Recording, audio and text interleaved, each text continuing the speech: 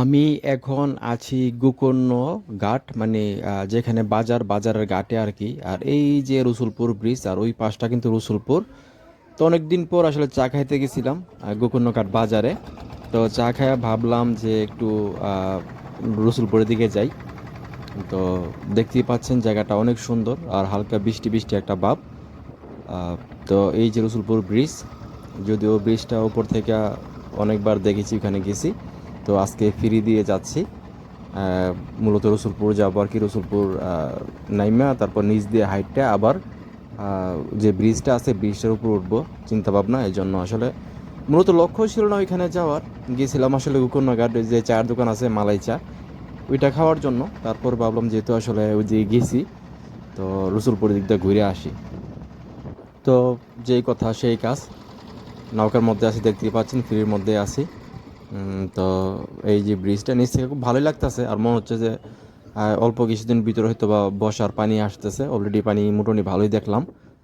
তো ভালোই লাগতেছে, মানে পরিবেশটা অন্যরকম একটা পরিবেশ, রোদ নাই, বৃষ্টি বৃষ্টি ভাব। বৃষ্টি হয়েছে কিছুক্ষণ আগে। তো এই যে আশা পড়ছি কিন্তু গোকুলনগর বাজার থেকে এই পাশটা অনেক সুন্দর লাগে আসলে জায়গাটা। যদিও মানে 1-2 মিনিটের রাস্তা গোকুলনগর যে বাজার ঘাট থেকে আপনার রসুলপুর যে ঘাট, সেই ঘাটে যাইতে। তো ওই দেখেন সামনে গাছ পুইরা আছে। অনেক মানুষ যাতায়াত করে প্রতিদিন এই এই দিকটা দিয়া। আর ওই যে ওই দিন যে আসলে রাত্রে বৃষ্টি হয়েছিল, ঝড় তুফান হয়েছিল, তো ওই দিন অনেকগুলা গাছ পড়ছিল। তো রসুলপুরও দেখলাম যে গাছ পুইরা আছে। এই দেখেন কত বড় গাছ, এটা কি কুড়ি গাছ নাকি, পুইরা আছে। দেখতেই পাচ্ছেন গাছটা কত বড়, গাছটা পুড়ে গেছে। এছাড়াও উপরে আরও একটা গাছ দেখেন পুড়ে আছে।